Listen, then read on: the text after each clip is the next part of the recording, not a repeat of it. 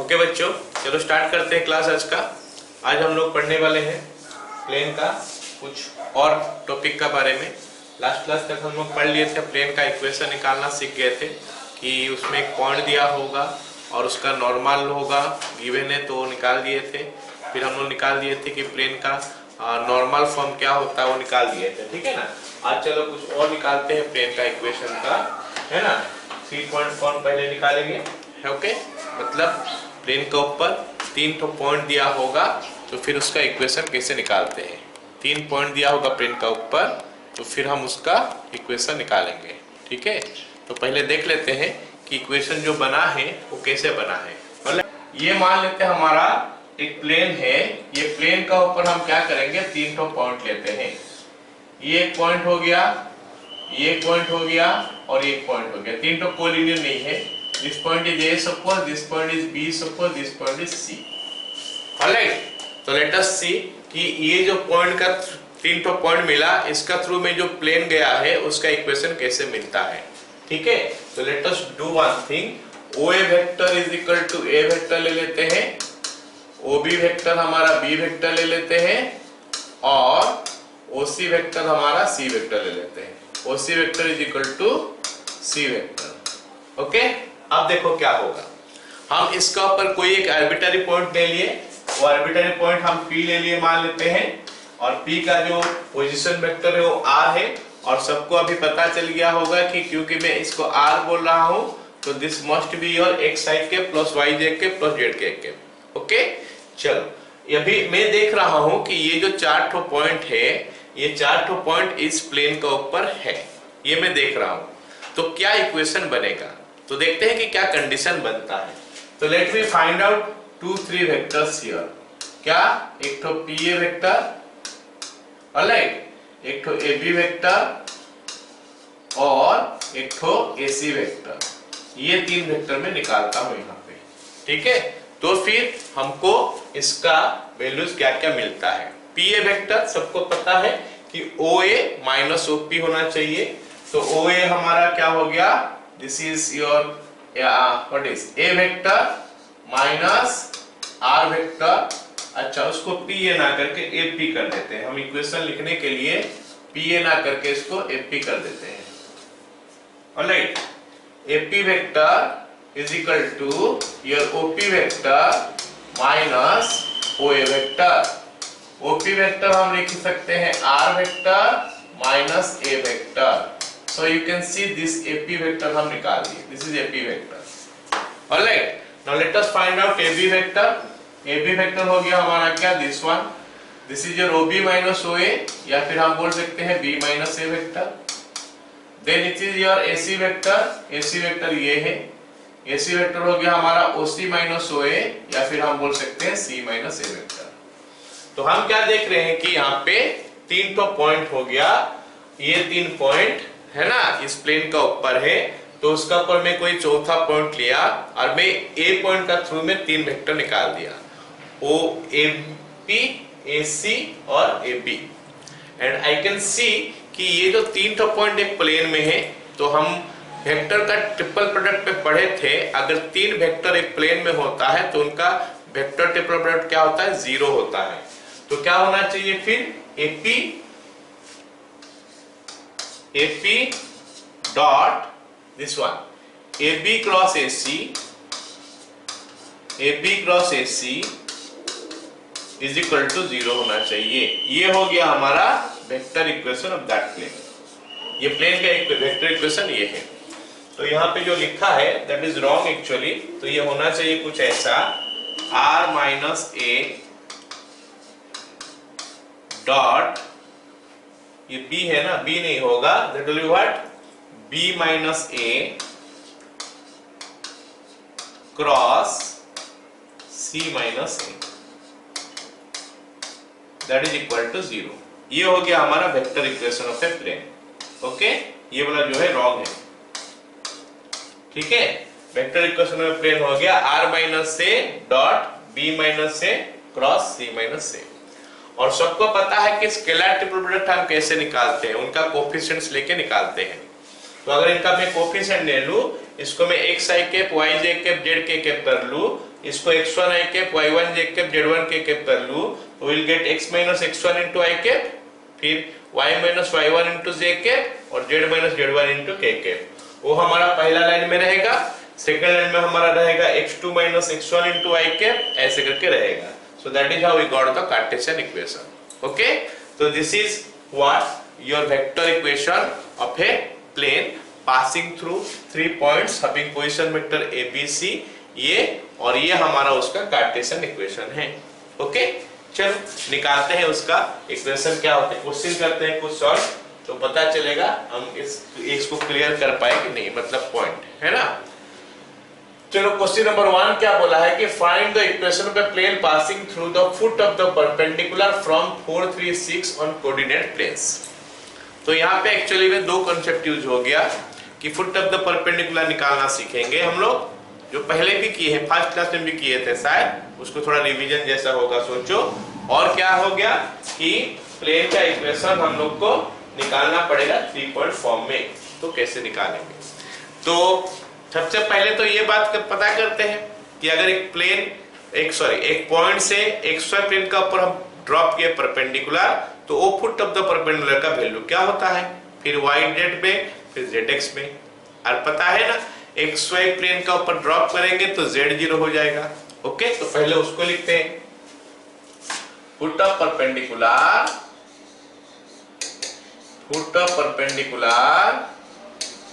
From 4, 3, 6 on xy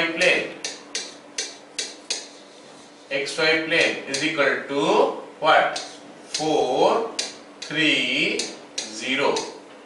फिर हमारा आ गया yz प्लेन is कितना, 0 3 6, और फिर हमारा आ गया zx प्लेन क्या हो गया हमारा x y 0 हो जाएगा, तो इट इज 4 0 6। तो हमारा इक्वेशन ऑफ प्लेन अभी निकाल सकते हैं। ये हमारा x1 y1 z1 हो गया, ये हमारा x2 y2 z2 हो गया, ये हमारा x3 y3 z3 हो गया। Okay, therefore equation of plane, equation of plane is determinant form करते हैं, x माइनस x1 का वैल्यू देखो 4 है, y माइनस y1 का वैल्यू हमारा 3 है, और z माइनस z1 का वैल्यू हमारा कितना है, 0। ओके, ये फर्स्ट रो हो गया। फिर x2 minus x1, y2 minus y1, z2 minus z1, मतलब 0 माइनस 4, 3 माइनस 3, 6 माइनस 0। तो 0 minus 4, 3 minus 3, 6 minus 0। Then your z2 minus z1, 4 minus 4, 0 minus 3, 4 minus 4, 0 minus 3, 6 minus 0 is equal to 0. Okay? This implies, अब हम इसको simplify करते आगे, x minus 4, y minus 3, z, first row हो गया। Second row -4 0 6, -4 0 6, third row 0 3 6, 0 3 6 is equal to 0। तो इसको simplify आगे करेंगे तो क्या होगा, implies your x minus 4 into this is 0 plus 18, 0 plus 18 plus या फिर minus y minus 3 into this is minus 24 minus 0 plus z into 12 minus 0 is equal to 0। तो ये बन गया हमारा कितना बोलो 18, यहाँ पे 18 है, यहाँ पे 24, यहाँ पे 12 है, तो हम 6 कॉमन ले लेते हैं। 6 कॉमन लेने से यहाँ पे 3 बचेगा, 3x minus 12। ओके, यहाँ पे हम 24 है तो 6 कॉमन ले चुके तो 4 बचेगा, -4। तो -4 होने से माइनस माइनस प्लस हो गया, प्लस 4y माइनस 12। तो यहां से हम ले चुके हैं 6 कॉमन, तो 2 बचेगा, plus 2z is equal to 0। And finally what you are getting, this is 3x plus 4y plus 2z, 3x plus 4y plus 2z. Okay, so this is what you are getting, and what you will get now, 12 12 24 minus 24 is equal to 0. So ये बन गया हमारा plane का equation, जो कि ये 3 point देके pass किया है। ठीक है, क्लियर? चलो अगला क्वेश्चन करते हैं। अगला क्वेश्चन बोला है क्या, so that the point this and this are coplanar. तो 4 पॉइंट दिया है, हमको बोला है कि ये कोप्लेनर है बोल के प्रूव करो। तो हम क्या करने वाले हैं, अभी जो हम किए उसमें से पता किए कि 3 पॉइंट देता है तो इक्वेशन निकल जाता है। तो इसमें भी हम क्या करेंगे, 3 पॉइंट लेंगे, उसमें प्लेन का इक्वेशन निकल जाएगा। प्लेन का इक्वेशन निकल गया, फिर चौथा पॉइंट अगर उसको सेटिस्फाई कर जाएगा तो कोप्लेनर है, नहीं करेगा तो कोप्लेनर नहीं है। चलो देखते हैं 3 पॉइंट लेके प्लेन का इक्वेशन क्या मिलता है। ये पॉइंट लेते हैं, ये पॉइंट लेते हैं और ये पॉइंट लेते हैं। ऑलराइट, लिखो equation of plane passing through, equation of plane passing through कौन कौन सा पॉइंट, 0 -1 -1, एक पॉइंट हो गया। दूसरा 4 5 1 एंड 3 9 4 इज ओके। ये 3 पॉइंट दिया है, तो प्लेन क्या होता है देखते हैं। x - 0 y + 1 z + 1, ये हमारा फर्स्ट रो हो गया। सेकेंड रो 4 - 0, उसके बाद आ गया 5 - 1 5 + 1, उसके बाद आ गया 1 + 1। फिर थर्ड रो देखते हैं 3 - 0, ओके। उसके बाद हो गया क्या 9 + 1 and then finally what you get 4 + 1 is equal to 0. तो let us simplify it further. implies क्या बनेगा, ये x y + 1 और क्या हो गया z + 1, फिर हो गया क्या 4, ये हो गया हमारा 6, ये हो गया हमारा 2, that is 3 then 10 then 5 is equal to 0. Okay, चलो अब इसको आगे सॉल्व करते हैं। implies क्या मिलेगा देखते हैं, x × 30 - 20, 30 - 20 minus y + 1 × what is it, 20 - 6, 20 - 6, 20 - 6 plus z + 1 × this is your 40 - 18, 40 - 18 is equal to 0. तो लेट अस सी हमको क्या मिला अभी, 10x हो गया यहाँ पे, 20 - 6 होता है 14, -14 × y + 1, okay, plus this is 18 to 22, 22 × z + 1 is equal to 0. तो एक काम करते हैं, यहाँ से 2 कॉमन ले लेते हैं, फिर मल्टीप्लाई कर देते हैं। तो ये हो गया हमारा 5x, 2 कॉमन गया तो 7 बचा, -7y -7, ये हमारा 11 बचेगा, plus 11z + 11 is equal to 0. Okay, and what will get now, 5x - 7y, 5x - 7y plus 11z, उसके बाद प्लस 4 is equal to 0. ये हमारा प्लेन का इक्वेशन हो गया, जो कि ये 3 पॉइंट देके पास करता है। ये 3 पॉइंट देके जो पास करता है वो प्लेन का इक्वेशन हो गया। अब चौथा पॉइंट उसका ऊपर है कि नहीं कैसे पता चलेगा, पुट करेंगे, सेटिस्फाई करेगा तो है, नहीं तो नहीं है।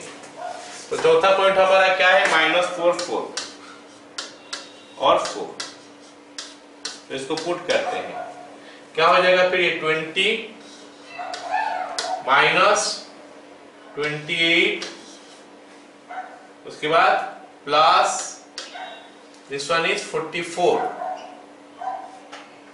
गलत बोला क्या? अच्छा -4 है, तो -20 -28 plus 44 plus 4 is equal to 0 as fourth point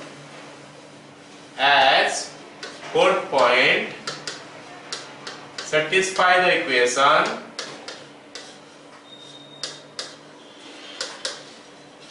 so they are coplanar। तो इस क्वेश्चन को कुछ मार्क मिलेगा, उसके लिए तो हम ऐसे सॉल्व किए, लेकिन जरूरी नहीं है कि ऐसे सॉल्व करोगे। सीधा फोर्थ पॉइंट ये एक्स वाई जेड का डागा में डाल सकते हो, क्योंकि एट द एंड तो हम डाल रहे हैं, तो हम यहीं पे भी डाल सकते हैं। मतलब हम जो इक्वेशन पढ़े, ये इक्वेशन, इसमें अगर 4 पॉइंट कोप्लेनर का बात करता है तो चौथा पॉइंट में एक्स के जगह में, वाई के जगह में, जेड के जगह में डालूंगा। अगर 0 हो जाएगा तो कोप्लेनर, नहीं तो कोप्लेनर नहीं है। क्लियर ना? So this is your equation of plane in if the 3 points are given. अगर प्लेन का ऊपर 3 पॉइंट हमको दिया है तो उस प्लेन का इक्वेशन हम कैसे निकालेंगे? Like this. वो 3 पॉइंट नॉन कोलिनियर होना चाहिए, क्योंकि एक लाइन में अगर रहेगा ना 3 पॉइंट, इन दैट केस हमारा क्या होगा? ये इक्वेशन एक ठो नहीं निकलेगा, बहुत सारे इक्वेशन मिलेगा। ठीक है, इसे मान लेते हैं हम एक ठो किताब का एक कॉर्नर ले लिए, किताब का एज ले लिए, एक ठो बुक है उसका मैं एक ठो एज ले लिया, तो एक ठो साइड यहाँ पे ये साइड ले लिया बुक का। तो अगर ये लाइन जो है, ये लाइन का ऊपर 3 पॉइंट है, तो इस लाइन का थ्रू में तो इसका हर पेज जो है पास करता है कि नहीं?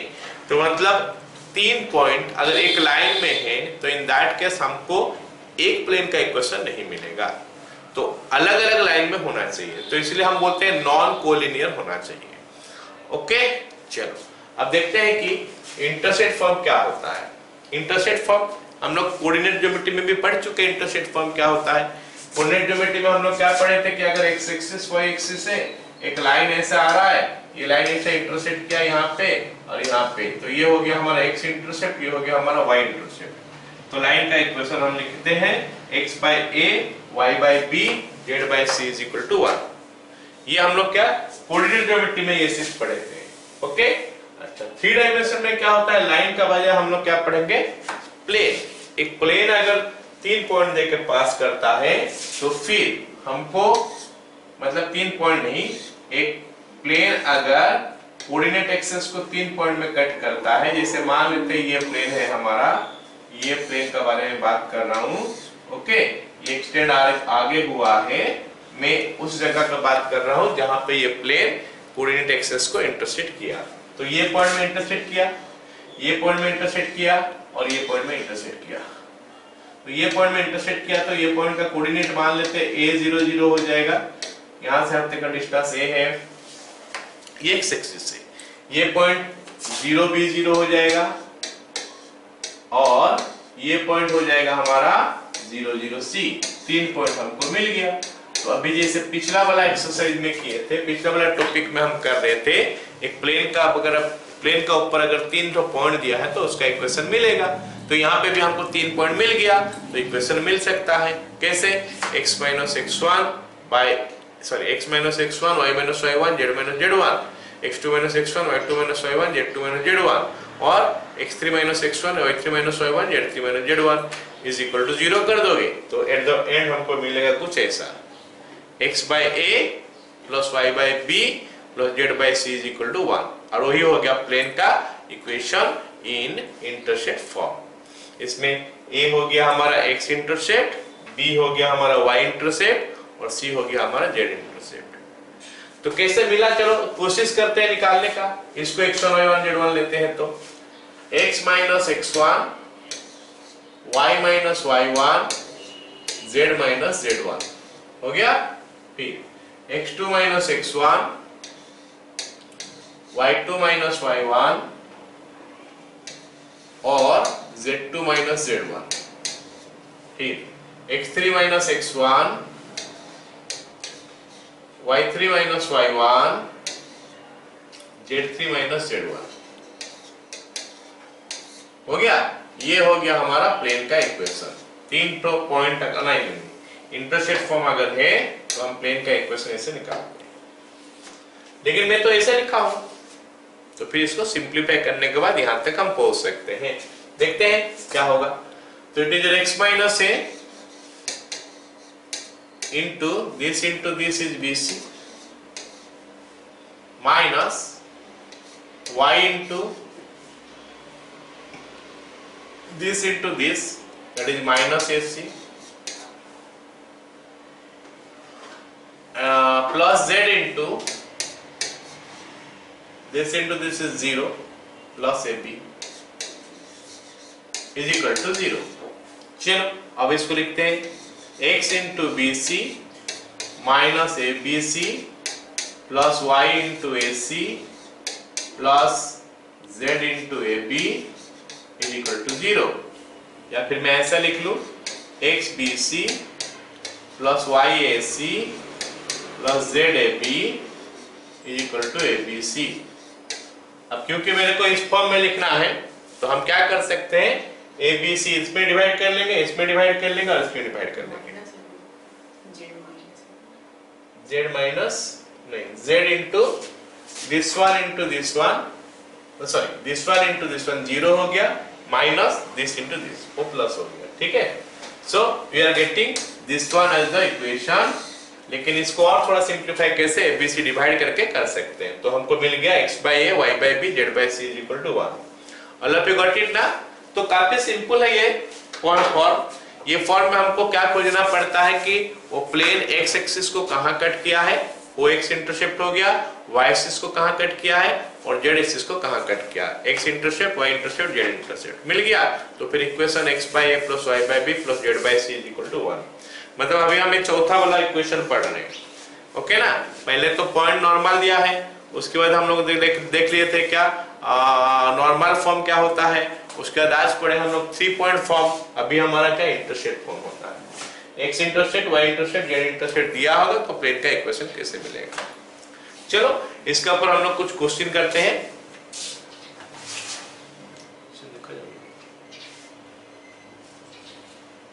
ओके, पहला क्वेश्चन देखो क्या है। क्वेश्चन बोला है कि find equation of a plane passing through 3 5 1 and making equal intercept on the coordinate axis. मतलब बोला है कि प्लेन पास कर रहा है 3 5 1 लेके, plane passes through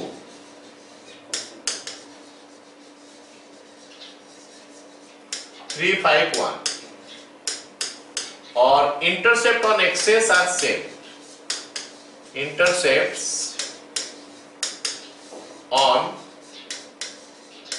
axis are same.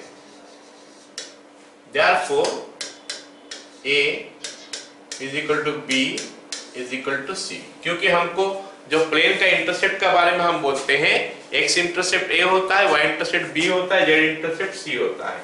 तो ये हमको सेम बोला है, इसीलिए A is equal to B is equal to C। Therefore, equation क्या हो जाएगा, x by a plus y by a plus z by a is equal to 1। But incomplete इसीलिए है कि a का वैल्यू आपको पता नहीं। तो इसको और थोड़ा सिंप्लीफाई कर लेते हैं, x plus y plus z is equal to a। तो a का वैल्यू निकालने के लिए एक्स्ट्रा इंफॉर्मेशन क्या है, पासेस क्या है 5,1।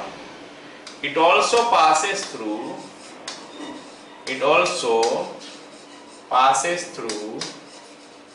कौन सा पॉइंट देके पास किया है, 3, 5, 1।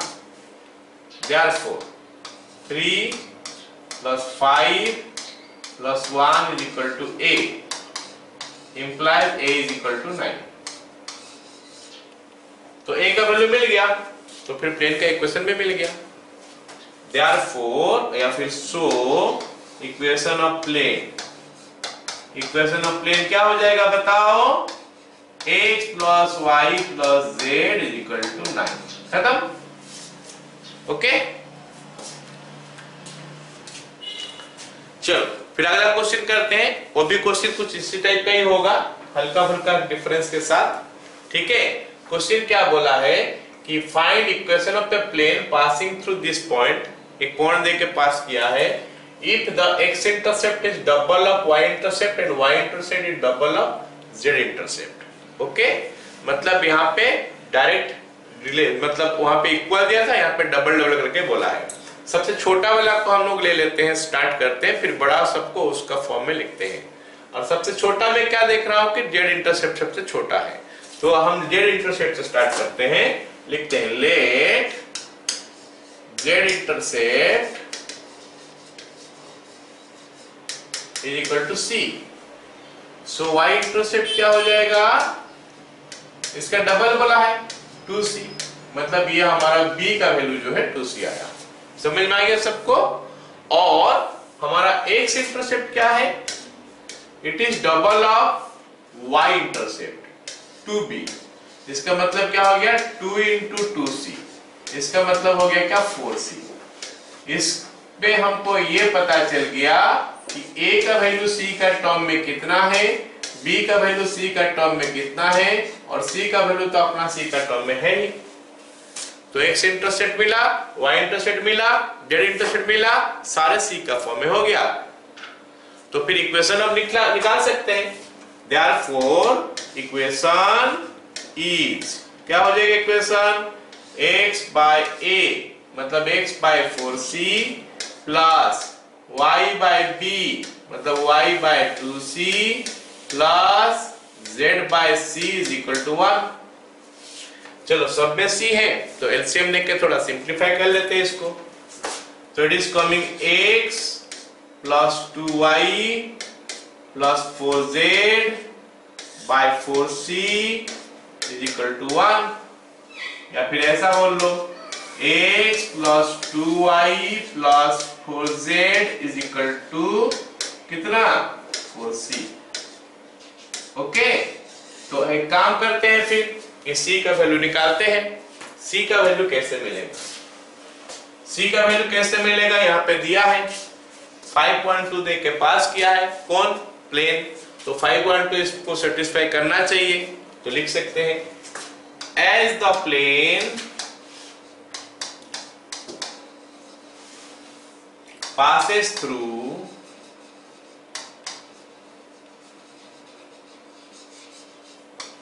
height 1 2, therefore 5 plus 2 plus 8 is equal to 4c। चलो 4c ही रहने तो c क्यों निकालेंगे, 4c तो राइट हैंड साइड में लिखना ही है हमको। सो ये हो गया 5 plus 2 7 plus 8 15 is equal to 4c। तो ये 4c का वैल्यू 15 हो गया, वो ये लेके यहाँ पे डाल देंगे, तो equation complete. Therefore equation of plane is, therefore equation of plane is कितना हो जा रहा है, x plus 2y plus 4z is equal to 15। बताओ सबको समझ में आ रहा है।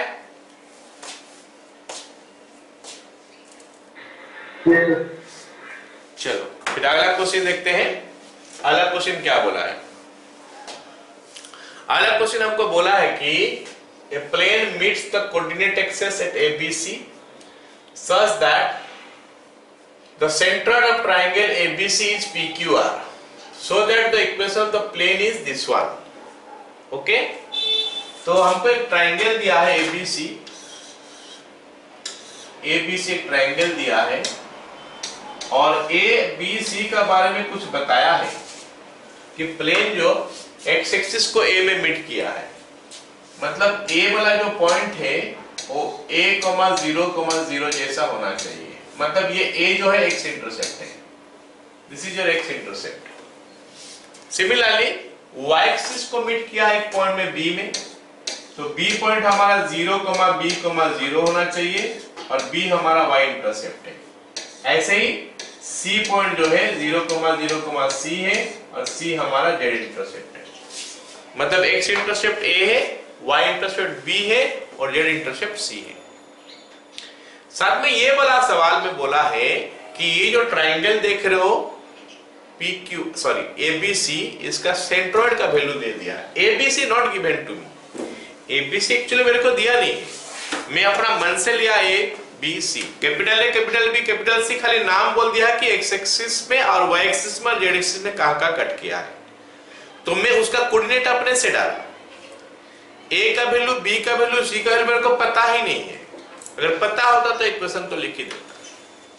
तो वही निकालना ही हमारा मेन काम है, और वो निकालने के लिए कुछ इंफॉर्मेशन एक्स्ट्रा दिया है कि ये जो ट्राइंगल हमको दिखाई दे रहा है, ये ट्राइंगल का जो सेंट्रोइड है वो P, Q, R है, और हमको पता है कि कोई भी ट्राइंगल का सेंट्रोइड का वैल्यू कैसे निकलता है, x1 plus x2 plus x3 by 3, y1 plus y2 plus y3 by 3 and your z1 plus z2 plus z3 by 3। तो ये हमारा हो गया ट्राइंगल का सेंट्रोइड का फॉर्मूला हो गया। तो हम निकालते हैं उसमें से एबीसी का फॉर्म में मिलेगा वो, फिर जो भी निकलेगा उसको पी क्यू आर के साथ इक्वेट कर देंगे, तो उससे हमको ए का वैल्यू मिलेगा पी का फॉर्म में, बी का भी वैल्यू पी का फॉर्म में मिलेगा, और सी का भी वैल्यू पी का फॉर्म में मिलेगा। क्योंकि in this particular question what are given to me, we are given with P Q and R, ये तीन दिया है और कुछ नहीं दिया है, तो हमारा आंसर जो है पी क्यू आर का फॉर्म में ही होना चाहिए और किसी फॉर्म में नहीं। All of you got it? चलो लिखते हैं अभी, centroid of triangle ABC, centroid of triangle ABC is equal to a plus 0 plus 0 by 3, comma 0 plus b plus 0 by 3, comma 0 plus 0 plus c by 3, जो कि हमको दिया कितना a by 3, okay, b by 3 और c by 3। ये क्या मिला हमको? सेंट्रोइड मिला, but centroid is given as P, Q, R. Therefore P is equal to, या फिर A by 3 is equal to P बोल ले, A by 3 is equal to P। So उसमें से A का वैल्यू आई थिंक मिल गया 3P। मैं खोज रहा हूं, क्या क्या खोज रहा हूं, A, B, C, ये तीन खोज रहा हूं, A का वैल्यू मिल गया, अब B का वैल्यू निकालेंगे। B by 3 is equal to Q implies B is equal to 3Q, और C by A का वैल्यू, C by 3 का वैल्यू हो गया क्या, R implies C is equal to 3R। A मिला, B मिला, C मिला। Once I got ABC, तो मेरे पास तो इंटरसेप्ट फॉर्म है ही, x by a plus y by b plus z by c। Therefore equation is x by a का मतलब 3p plus y by b मतलब 3q plus z by 3r is equal to r। ये हमारा plane का actual equation है, but given कुछ ऐसा है, तो 3 कॉमन लेके उधर हट गया, ओके, या फिर दोनों तरफ 3 मल्टीप्लाई कर देंगे तो हमको मिल गया equation x by p plus y by q plus z by r is equal to 1, is equal to 3।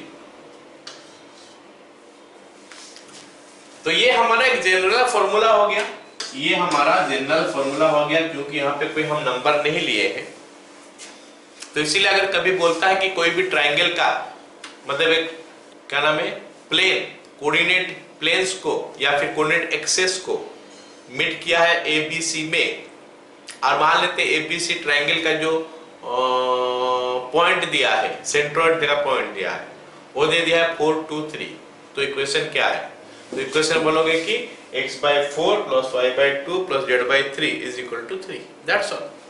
ये हम एक तो जनरलाइज कर सकते हैं फॉर्मूला के हिसाब से, ठीक है।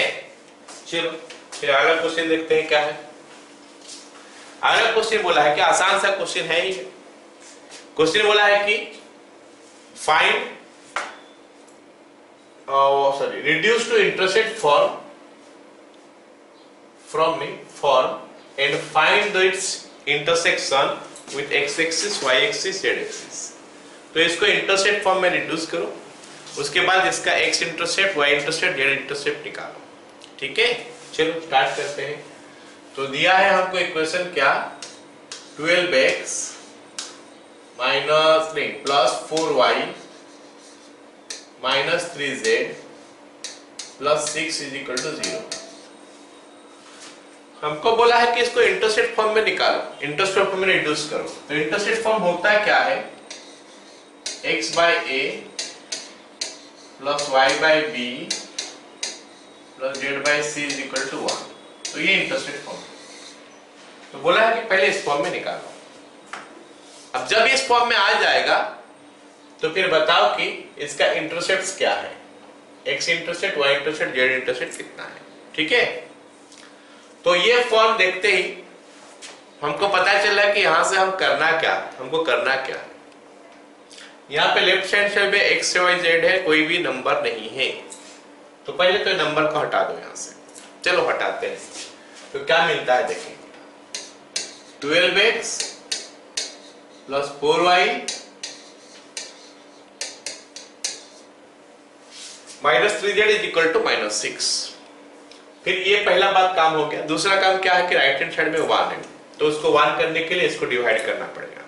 सो let me divide 12x by minus 6 plus 4y by minus 6 minus 3z by minus 6 is equal to 1।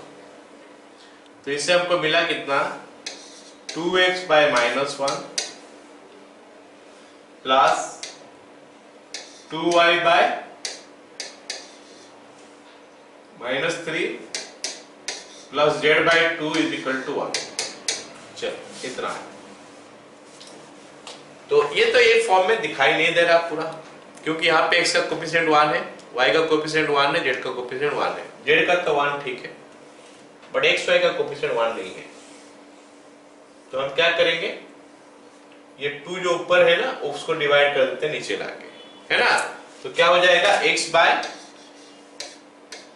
Minus 1 by 2 plus y by minus 3 by 2 plus z by 2 is equal to 1। तो ये जो मिला हमको, this is in that form. कौन सा form में है, x by a plus y by b plus z by c equal to 1। Okay, तो इससे हमको मिल गया x intercept, y intercept, z intercept. तो x इंटरसेप्ट हमारा हो गया माइनस 1 बाय 2, y इंटरसेप्ट हो गया माइनस 3 बाय 2 और z इंटरसेप्ट हमारा हो गया कितना, 2। आई होप सबको क्लियर है ये क्वेश्चन। ठीक है, चलो अगला क्वेश्चन करते हैं। हाँ, अगला क्वेश्चन क्या बोला है कि a plane meets the coordinate at ABC respectively such that the center of the triangle ABC is this one, find the equation of plane। ये तो ही क्वेश्चन कर लोगे तुम लोग। इक्वेशन डायरेक्ट हम लिख सकते हैं। मैं उसको बोला था कि जनरलाइज करने के लिए x बाय p का वैल्यू 7 है, plus y by q, y by minus 1 है, plus z by 1 is equal to 3। बस यही प्लेन का इक्वेशन है। कैसे करोगे, वो जो क्वेश्चन किया गया था उस हिसाब से कर सकते हो। कौन सा क्वेश्चन, ये क्वेश्चन। पहले एबीसी का ले लेना, क्या सेंट्रोइड निकाल देना, जो भी निकला होगा वो हमारा पी क्यू आर, मतलब जो दिया है तुमको पॉइंट 7 माइनस 1 और कुछ दिया है उसको ले लेना है, 7 माइनस 1 उसमें से ए बी सी का वैल्यू मिल जाएगा और वो वैल्यू ऐसे ही मिलेगा। ठीक है, क्लियर। चल अगला टॉपिक पढ़ते हैं। अगला टॉपिक बोला है कि एंगल बिटवीन टू प्लेन्स।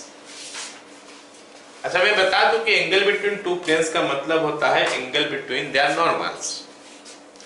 दो प्लेन अगर है तो दो प्लेन का भीतर में angle is equivalent to angle between their normals. जैसे मान लेते हैं ये हमारा दो प्लेन है, दीज आर टू प्लेन्स। ये देख रहे हो, ये दो प्लेन है, दीज आर टू प्लेन्स। और ये दो प्लेन मेरे को दिखाई दे रहा कि परपेंडिकुलर है। तो मैं क्या करने वाला हूं, ये पॉइंट से नॉर्मल ड्रॉ कर दूंगा और ये पॉइंट से नॉर्मल ड्रॉ कर दूंगा। ये पॉइंट से नॉर्मल, ये पॉइंट से नॉर्मल ड्रॉ करने से वो लोग जहां पे मीट करेंगे ना, वहां पे कोई एंगल बन रहा है। और क्योंकि यहाँ पे एक तो क्वाड्रेटल जैसा बनेगा और ये दोनों एंगल 90 डिग्री है, तो 180 हो गया। तो ये दोनों का सम भी इससे 180 होगा। ओके, और देख सकते हो कि ये एंगल जो भी होगा वो एंगल भी उतना ही होगा। 90 डिग्री नहीं होगा, फिलहाल 90 डिग्री मैं दिखा रहा हूँ इसलिए 90 डिग्री होगा। बट ये एंगल अगर कुछ अलग होगा, यहाँ पे अगर कुछ अलग एंगल होगा, तो फिर यहाँ पे दोनों का नॉर्मल जो होगा अलग एंगल ही बनाएगा। ठीक है, तो ही हमारा एंगल बिटवीन टू प्लेन्स है। मतलब angle between two planes is equivalent to angle between their normals. दो प्लेन का भीतर में एंगल जो है वो उनका नॉर्मल का भीतर में एंगल के साथ सेम है। Angle between two planes is same as the angle between their normals is same as the angle between their normals। ओके, अच्छा नॉर्मल्स क्या होता है? Two lines. नॉर्मल्स का मतलब हो गया लाइन, मतलब लाइन नंबर 1 हो गया, लाइन नंबर 2 हो गया। ओके, ये लाइन नंबर 1 हो गया, ये लाइन नंबर 2 हो गया। दो प्लेन है ना, तो दो तो नॉर्मल निकलेगा, तो दो लाइन हो जाएगा। तो दो लाइन का भीतर में एंगल तो पढ़ चुके हम पहले, 3D का स्टार्ट क्लास में भी पढ़े, वेक्टर में भी पढ़े, और इसका अगले पिछला वाला क्लास में भी जो है स्ट्रेट लाइन का भीतर में एंगल निकालने का फॉर्मूला पढ़ चुके हैं। cos theta is equal to a1a2 plus b1b2 plus c1c2 by root under a1 square plus b1 square plus c1 square into root under a2 square plus b2 square plus a2 square। a1 b1 c1 क्या है? Normal का direction ratio. और a2 b2 c2 क्या है? Normal का direction ratio. जैसे अगर ये दो प्लेन हो गया, तो पहला प्लेन का जो नॉर्मल है उसका direction ratio a1 b1 c1 आएगा। दूसरा प्लेन का जो नॉर्मल है उसका direction ratio a2 b2 c2 आएगा।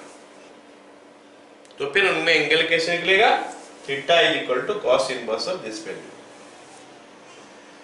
वेक्टर फॉर्म में अगर प्लेन दिया होगा तो r dot n is equal to d देता है।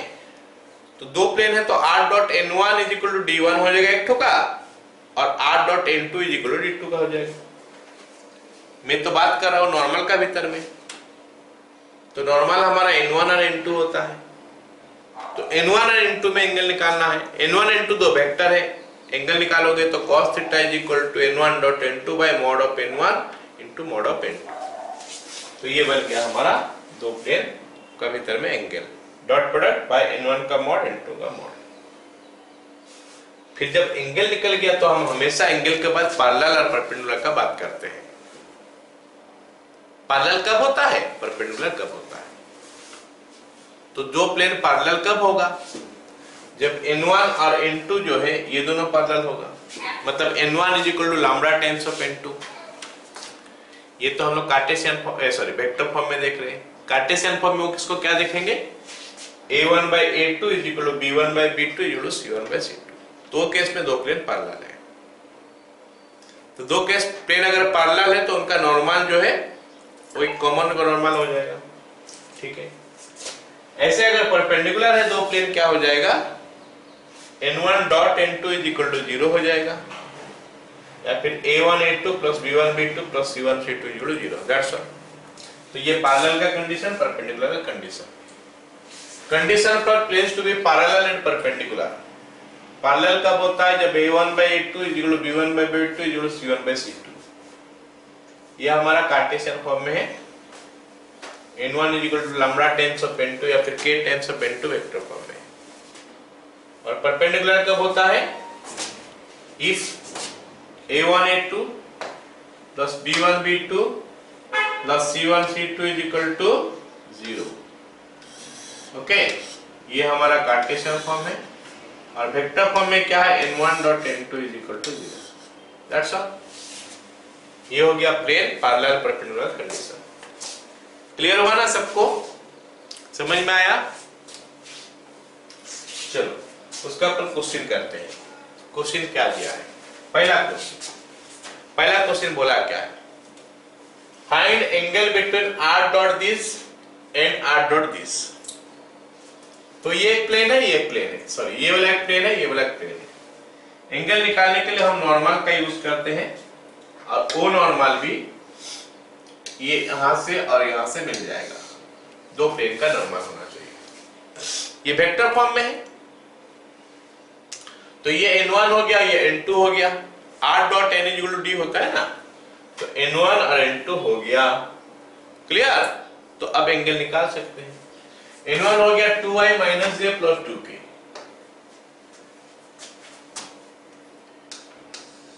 वन का a, n1 is equal to 2i minus j plus k, और n2 क्या हो गया 3i plus 6j minus 2k, 3i plus 6j minus 2k। तो फिर हम निकाल देंगे क्या, cos theta is equal to, sir n1 का 2k होगा, 2k, okay this is 2k, ठीक है। तो cos theta is equal to n1 dot n2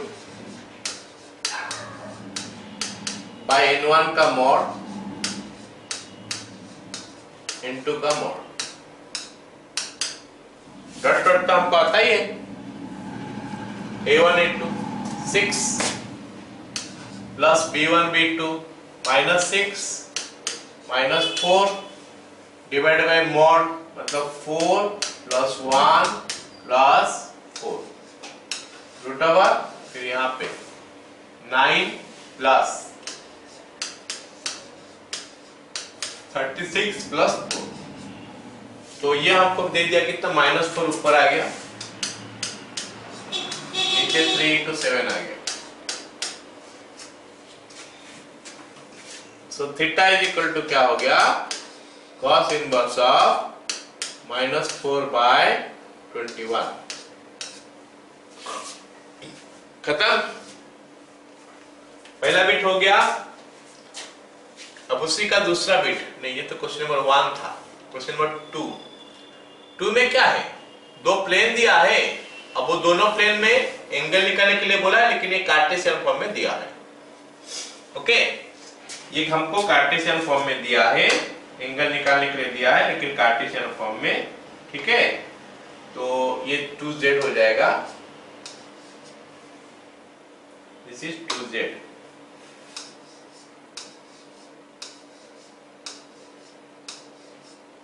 okay, तो x plus y minus 2z is equal to 3 और 2x minus 2y plus z is equal to 1।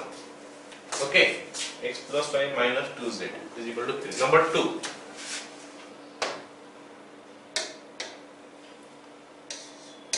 x plus y minus 2z is equal to 3, ये दिया है एक plane का equation.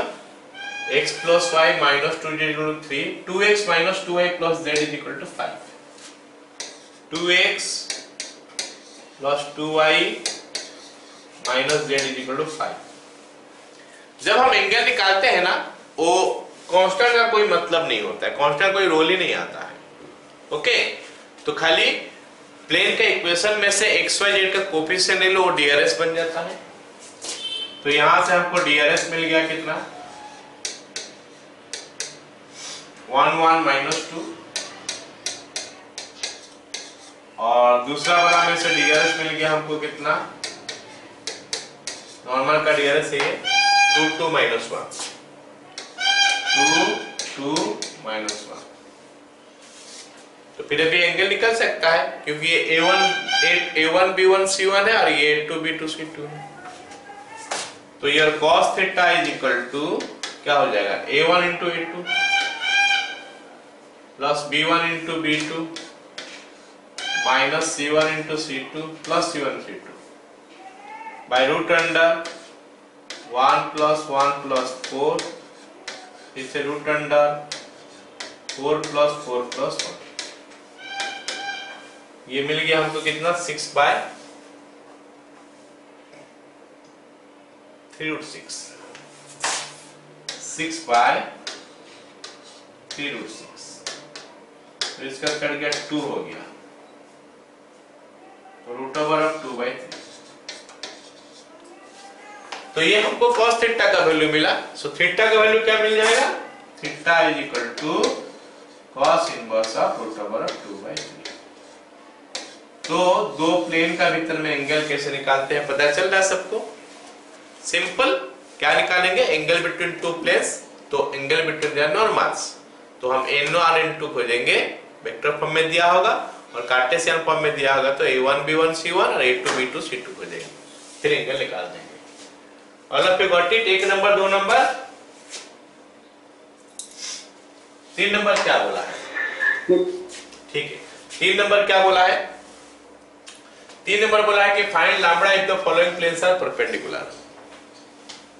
ये एक plane है और ये एक प्लेन है, बोला है कि दो प्लेन परपेंडिकुलर है, तो लैम्बडा का वैल्यू निकालो। ओके, तो कैसे निकालेंगे, a1 b1 c1 निकालो, a2 b2 c2 निकालो, फिर परपेंडिकुलर है तो डॉट प्रोडक्ट जीरो करो, नहीं a1 a2 plus b1 b2 plus c1 c2 zero करो। तो पहला प्लेन का इक्वेशन जो है ना, उससे हमको ये पता चल गया, तीन नंबर का फर्स्ट बिट, पहला प्लेन का इक्वेशन क्या हो गया, 3x 6y 2z is equal to 7, 3x minus 2y minus 6z is equal to 7.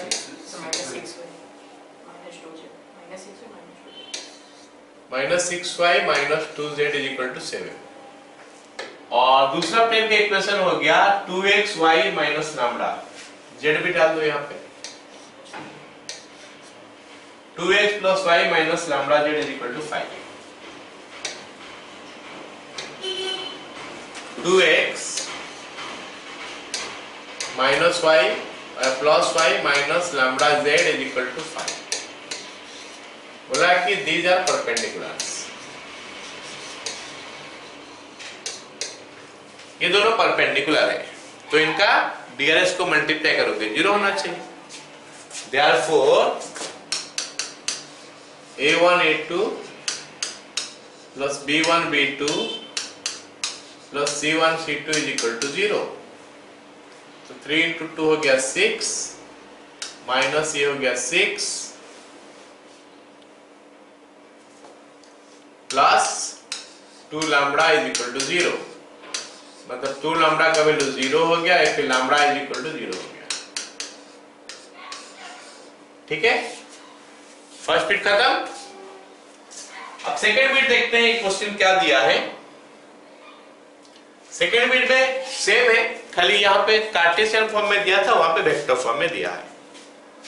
तो ये हम n1 ले लेंगे और ये हम n2 ले लेंगे, ये दोनों से हमारा काम बन जाएगा, ये दोनों में से हमारा काम बन जाएगा।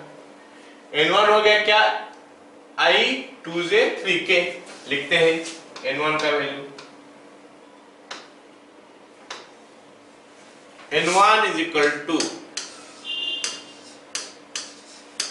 i plus 2j plus 3k, और हमारा n2 का value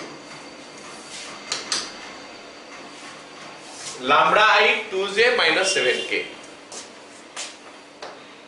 lambda i plus 2j minus 7k,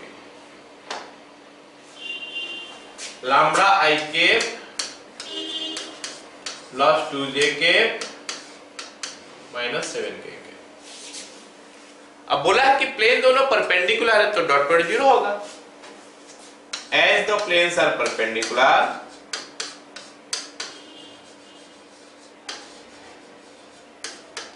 so n1 dot n2 is equal to 0। Use करते हैं उसको, 1 into लैम्बडा, लैम्डा हो गया plus 1 into 2 into 2 4 plus 3 into this minus 21 is equal to 0, या फिर लैम्डा का वैल्यू हमारा कितना 17 आ गया। ओके क्लियर ना? चलो ये हो गया हमारा नेक्स्ट क्वेश्चन। नेक्स्ट क्वेश्चन हमको क्या बोला है, अच्छा यहाँ पे थोड़ा लंबा बोला है कि find the equation of plane, plane का इक्वेशन निकालने के लिए बोला है। अब दिया है क्या, 2 पॉइंट दिया है और किसी दूसरा प्लेन को परपेंडिकुलर है। चलो दिस प्लेन का इक्वेशन निकालने के लिए बोला है, पहले उसका डीआरएस ले लेते हैं एबीसी, नॉर्मल का डीआरएस जो एबीसी ले लेते हैं। तो हमारे पास 2 पॉइंट है, किसी एक पॉइंट का यूज करके इक्वेशन लिख लेते हैं। मान लेते हैं 2 1 -1 को लेके इक्वेशन लिख लेता हूं। कौन सा इक्वेशन आएगा, a into x minus x1 plus b into y minus y1 plus c into z minus z1 equal to 0। लिखते हैं 2 1 -1 लेके। Okay, let equation of the plane, sorry let DRS of normal to the plane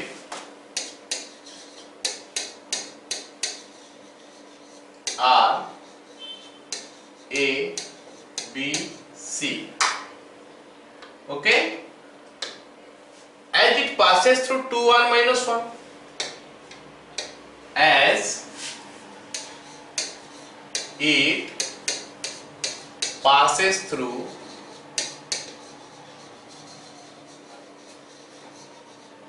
2 1 -1, so equation is, क्या equation लिखेंगे, normal दिया है, point दिया है, ये हमारा नॉर्मल का डीआरएस दिया है, ये पॉइंट दिया है, तो इक्वेशन मिलेगा a into x minus x1 plus b into y minus y1 plus c into z minus z1 is equal to 0। ये हमारा नॉर्मल प्लेन का इक्वेशन हो गया, लेकिन ये इनकम्प्लीट है। कौन सा चीज के लिए इनकम्प्लीट है, क्योंकि हमको पता नहीं है a का वैल्यू क्या, b का वैल्यू क्या, c का वैल्यू। अब ये a b c का वैल्यू निकालने के लिए हम क्या करेंगे, क्या और दिया है क्वेश्चन में, पढ़ते हैं। तो ये प्लेन जो है ना, पास किया है, एक और पॉइंट देके दिया है, ये -1 3 4 देके पास किया है। इसका मतलब है कि ये -1 3 4 इस प्लेन का ऊपर का पॉइंट है। तो अगर -1 3 4 ये प्लेन का ऊपर का पॉइंट है, तो प्लेन को तो सेटिस्फाई करना चाहिए ना। तो -1 3 4 प्लेन को सेटिस्फाई करेगा। लिखते हैं वो चीज, as the plane passes through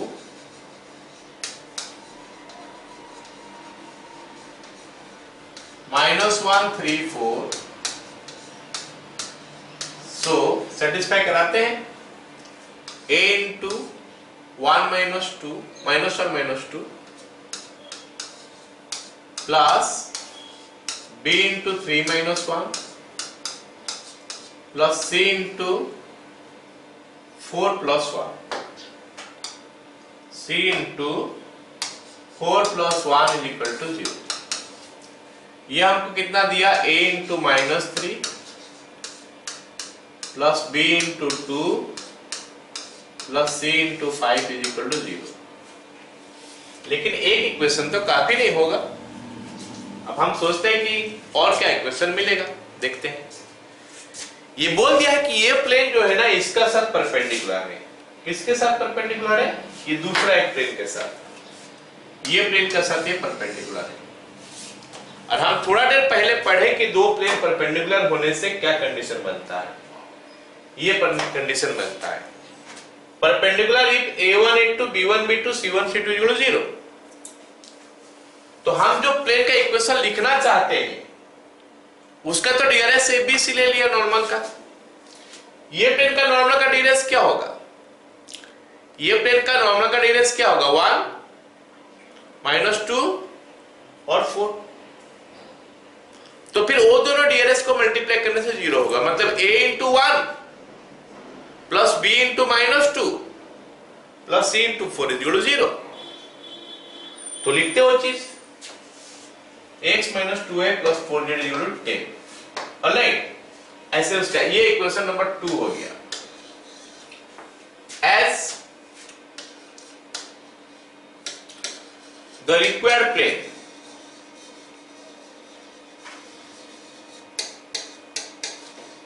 is perpendicular to x minus 2y plus 4z is equal to 10. So a into 1 plus b into -2 plus c into 4 is equal to 0। ये इक्वेशन 3 हो गया। अब हम क्या करने वाले हैं, इक्वेशन 2 और इक्वेशन 3 का हेल्प लेने वाले हैं।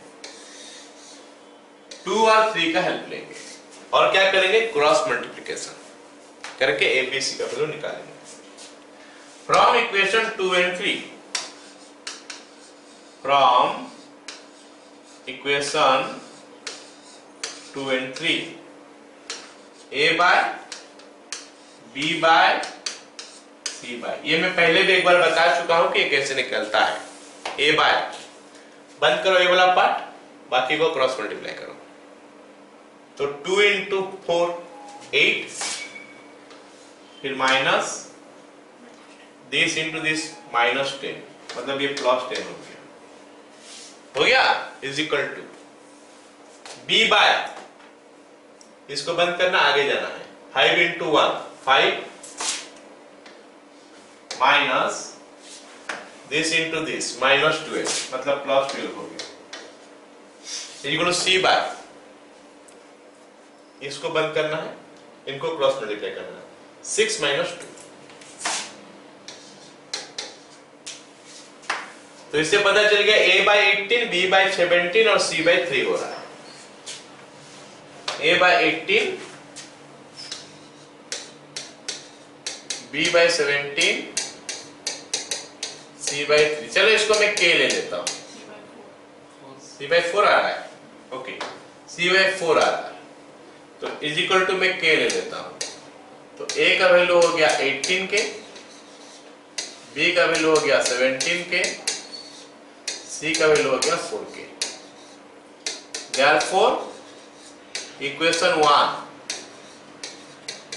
becomes, ऐसे डायरेक्ट ये वैल्यू लेने से भी चलेगा, क्योंकि एबीसी डीआरएस सब नॉर्मल है, उसको कोई प्रोपोर्शनल होगा तो उसको भी डीआरएस लिया जा सकता है। तो इन फॉर्म ऑफ के ले लिए, तो इसको इक्वेशन 1 में पुट कर देते हैं। तो कितना हो जाएगा बताओ, 18k into something plus 17k into something plus 4k is equal to 0। और ये जो समथिंग वगैरह है क्या है, x - 2 y - 1 z + 1, x - 2 y - 1 z + 1 0। अब ना हम क्या करते हैं कि k कॉमन ले लेते हैं, ये तो सब जगह में कॉमन ले लो, बाकी को मल्टीप्लाई कर दो। 18x - 36 plus 17y - 17 plus 4z + 4 is equal to 0। तो बन गया क्या, 18x plus 17y plus 4z minus ये हो गया 53 minus 4 49 is equal to 0। Clear? अगला सवाल देखो क्या बोला है, कुछ इस टाइप का ही हमको करना पड़ेगा, लेकिन वहां थोड़ा और आसानी से कर सकते हैं। क्या करेंगे, बोला है कि find equation of plane passing through this one, ये पॉइंट देके पास किया है, और बोला है कि और दो ठो वेक्टर और दो ठो प्लेन को परपेंडिकुलर, वहां पे एक प्लेन को परपेंडिकुलर था, अभी बोला है कि दो प्लेन को परपेंडिकुलर है। चलो ये दो प्लेन पहले मैं लिख देता हूं, x 2y 3z - 7 5 x plus 2y plus 3z minus 7 is equal to 0। ये एक प्लेन है। दूसरा प्लेन क्या है? 2x minus 3y plus 4z, 2x minus 3y plus 4z, 2x minus 3y plus 4z is equal to 0। और जो point दिया है वो कितना दिया है? 1 1 minus 1 1 1 minus 1, मतलब वो प्लेन जो इसको पास करके गया है और ये दोनों को परपेंडिकुलर है। तो ये सोच लो ना, वो प्लेन का DRS of the normal ABC हो गया। और क्योंकि ये दोनों को परपेंडिकुलर है, तो जैसे हम पिछला में किए थे कि a into this plus b into this plus c into this किए थे, अब फिर दोनों के लिए बन जाएगा। पिछला वाला क्वेश्चन में हम लोग क्या किए थे बताओ? पिछला वाला क्वेश्चन में पहले किए थे ये इक्वेशन लिख लिए थे, फिर एक पॉइंट जो दिया है उससे पास करता है बोले हैं। और मैं बार बार बता रहा हूं कि अगर पॉइंट देके पास किया है तो पहले इक्वेशन हमको लिखना पड़ेगा।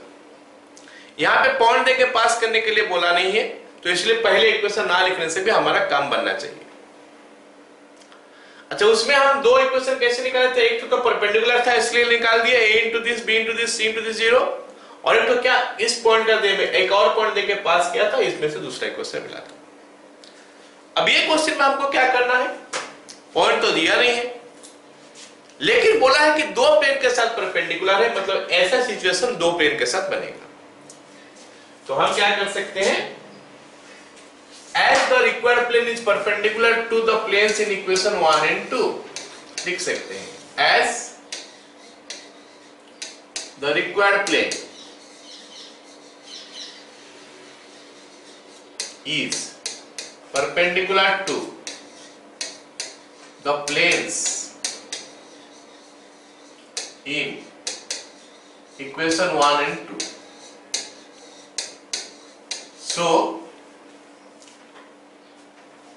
a into 1 plus b into 2 plus c into 3 is equal to 0, फिर a into 2 plus b into minus 3 plus c into 4 is equal to 0।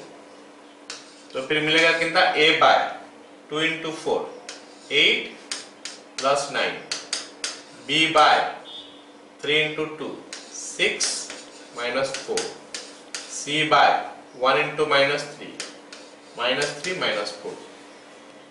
तो ये हो गया हमारा कितना? a by 17, b by 2, c by minus 7। तो हो गया a is equal to 17k, b is equal to 2k, c is equal to minus 7। Therefore equation is, ये abc हो गया और पॉइंट यहां पे दिया है 17k, 17k into x minus 1 plus 2k into y minus 1 minus 7k into z plus 1 is equal to 0। बस इसको सॉल्व कर दो, इक्वेशन मिल गया। ठीक है, क्या करेंगे? k कॉमन लेके काट देते हैं। 17x minus 17 plus 2y minus 2 minus 7z minus 7 is equal to 0। तो इससे हमको इक्वेशन क्या मिला finally? 17x plus 2y minus 7z, 17x plus 2y minus 7z। उसके बाद क्या हो गया? 17 into 19, 19 into 26 minus 26 is equal to 0। Okay, clear ना इतना? तो आज का क्लास हम लोग यहाँ पे खत्म करते हैं। कल भी हम लोग क्लास वही 9:30 बजे ही रखेंगे, ऑलराइट ना? बाकी इसका आगे में और क्या क्या है, परपेंडिकुलर डिस्टेंस निकालना है, फिर हम लोग निकालना है लाइन और एंगल में कैसे रिलेशन करता है। दो तीन चीज पढ़ेंगे। परपेंडिकुलर डिस्टेंस निकालना है, प्लेन्स का भी एक पॉइंट दिया होगा और प्लेन दिया होगा तो उनमें परपेंडिकुलर डिस्टेंस निकालना होगा। दो तो प्लेन पैरेलल होगा तो उनमें परपेंडिकुलर डिस्टेंस निकालना होगा, वो हम करेंगे, ऑलराइट? उसके बाद क्या करेंगे, फैमिली ऑफ प्लेन्स करेंगे, मतलब दो प्लेन का इंटरसेक्शन होगा, उसका थ्रू में एक तीसरा प्लेन गया होगा तो उसका इक्वेशन कैसे मिलेगा, ओके? वो हम लोग नेक्स्ट क्लास में करेंगे।